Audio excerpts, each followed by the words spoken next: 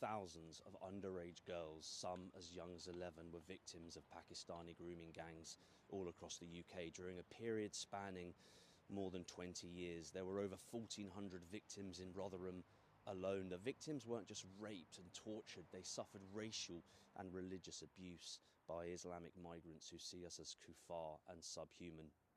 For those who aren't familiar with what the Islamic grooming gangs did to the underage British girls, they plied them with alcohol, drugged them, stabbed them, raped them with broken bottles and baseball bats, branded them with their initials on the inside of the anal and vaginal cavities with red-hot implements, and gang raped individual girls. Many young girls were murdered also.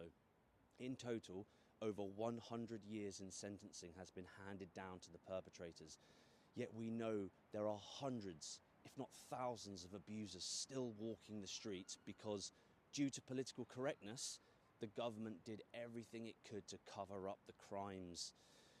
Is there a difference between homegrown problems and imported problems? In my opinion, there is a world of difference. And to those who say they are one and the same thing, you need your head tested. We all know you're lying. The industrial rape of teenage girls by Pakistani and Bangladeshi immigrants in Britain from the mid-90s to the mid-2010s is but one of the most egregious acts of migrant terrorism in Britain's history. For those who know the story, you know what happened. For those who don't, the reality is that the police, politicians, mayors, the Crown Prosecution Service and our justice system chose to ignore the problem and, for the sake of diversity, place the blame on the young girls who were raped so as to ease community tensions and not waken the British public up to the horror which multiculturalism has brought to our shores. God forbid the public knew the truth about what we have imported. It's terrorism. And then a close second to the evil, the mass cover-up and corruption involved in protecting a certain migrant's faith and culture in the name of social cohesion and diversity. That's right, ladies and gentlemen. Once you've done your own research and heard the story, there awaits for you another story. Whilst you were busy watching Coronation Street and I'm a Celebrity or at the football, the state, the police and the courts try to cover it all up. That's a mass rape on an industrial scale. We have all been lied to. Now remember, to this day, no police or government official has been fired, arrested or charged, despite overwhelming evidence that Labour MPs and officials have done their utmost to cover up this evil. The best we can hope for, and I quote, "These convictions are also a significant milestone on our continuing journey to improve investigations into non-recent child sexual exploitation across Greater Manchester." But it's too late.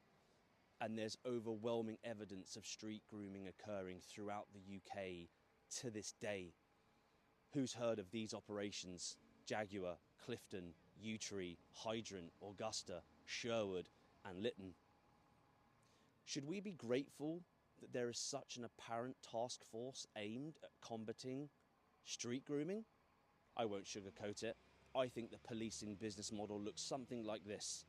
Let people's lives be ruined, spend millions of taxpayer money on the operations, claim they're doing a great job afterwards, ignore the problem, treat the symptom by locking up patriots for being concerned over our future safety in Britain, and continue to mass import the destruction of our culture and faith and those with murderous intent on our youth, our social fabric and on our British brothers and sisters. The Labour Party have just rejected Oldham's Council's request for a government-led grooming gangs inquiry, Oldham being one of the main operational hubs for the men who groomed and raped. We all know the truth.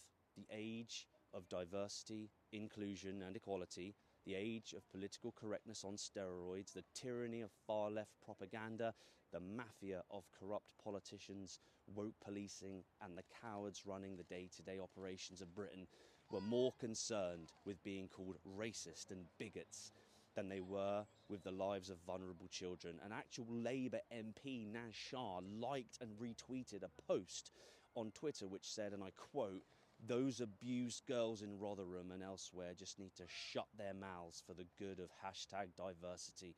In one case, a chief reporter for the Times said police had gone around to the house. They'd found this 13-year-old girl with another young girl. She was almost completely naked. She was blind drunk, and she was with 7 adult Pakistani men. She was drunk and leery. Police arrested the 13-year-old girl for being drunk and disorderly.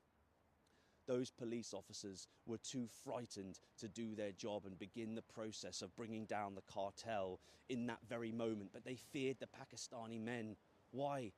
Because they are cowards, yes, but because these parts of Britain are colonised by immigrant mafias.